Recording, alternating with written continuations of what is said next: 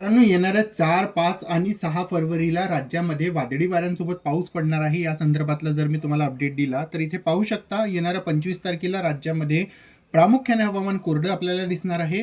तसंच आपण जर समोर वाढलं आणि 26 तारखेला बघितलं तर कोरडं वातावरण दिसत आहे. 27 तारखेला सुद्धा कोरडे वातावरण आहे राज्यामध्ये. 28 तारखेला, 29 तारखेला सुद्धा कोरडे वातावरण असणार आहे. तसंच समोर आपण 30 आणि 31 तारखेचा बद्दल बघितलं तर यामध्येही कोरडे वातावरण आपल्याला इथे पुढे दिसत आहे. समोर जर आपण बघितलं 1 तारखेला, तर 1 तारखेला सुद्धा कोरडे वातावरण आहे. 2 तारखेला सुद्धा कोरडे वातावरण आहे. 3 तारखेला सुद्धा कोरडे वातावरण दिसत आहे. 4 तारखेला इथे उत्तर मध्य महाराष्ट्राच्या भागामध्ये तुरळक ठिकाणी हलक्या पावसाच्या सरी, तर काही भागामध्ये वादळी वाऱ्यांसोबत पाऊस होण्याचे सरी इथे आपल्याला या मॉडेलमध्ये स्कायमेटद्वारा हा मॉडेल प्रकाशित करण्यात आलेला आहे. यामध्ये सांगण्यात आलेलं आहे. त्यानंतर जर 5 तारखेचा बद्दल सांगितलं तर 5 तारखेला सुद्धा उत्तर महाराष्ट्राच्या भागामध्ये काही ठिकाणी वादळी वाऱ्यासोबत पाऊस होण्याची शक्यता असणार आहे.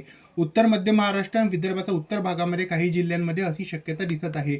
6 तारखेला सुद्धा इकडे जर आपण विदर्भाचा भाग बघितला तर विदर्भातील पूर्वी भागामध्ये पाऊस होण्याचा दाट अंदाजा इथून पुढे दिसत आहे आपल्याला. याबद्दलचं अपडेट आपण येणाऱ्या व्हिडिओजमध्ये नक्कीच तुम्हाला सांगण्याचा प्रयत्न करणार आहोत. तात्पुरता चॅनलवर नवीन आले असाल तर नक्कीच चॅनलला सबस्क्राईब करा आणि शेजारी बेल आयकॉन दाबून ऑलला क्लिक करा.